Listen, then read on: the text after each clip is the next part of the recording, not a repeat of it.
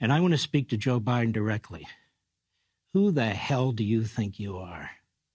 Who the hell do you think you are to use these blood libels against the Jewish people, that they're indiscriminately murdering Palestinian civilians, when you spew the lies of the Hamas terrorists against the Jews and unleash anti-Semitism in this country around the world like we've never seen before? Who the hell do you think you are to tell a democracy, the Jewish people that elected this government, that you don't like their government, that you don't like their prime minister, that they need to remove him and place him with some clown or lapdog that you prefer? Who the hell do you think you are to tell the Israelis that they cannot defeat Hamas, which has said, proven again and again, that they want to wipe out the Jewish population in Israel? Who the hell do you think you are to be funding Iran and Hamas and the Houthis and Hezbollah, arming them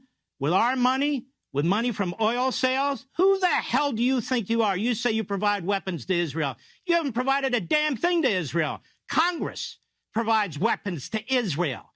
You're the one violating the Impoundment Act and the Constitution by withholding it. Who the hell do you think you are, dictating to the Jewish people who survived the Babylonians, the Persians, the Romans, and the Third Reich, telling them that they cannot wipe out Hamas, which is committed to the evisceration of their population? Who the hell do you think you are to exploit the Jews here at home by going to sacred property, the Holocaust Museum and Memorial, as a political stunt, while secretly behind the back of the Jewish state, you're cutting off arms? Who the hell do you think you are when your party, your Democrat donors whip up anti-Semitism all across this country, and you don't tell them to stop, and you don't send the U.S. Marshals in there so the Jewish kids can go to school, and you don't direct the FBI to cut off this foreign funding from Qatar, your buddies at Qatar, your brother's buddies at Qatar?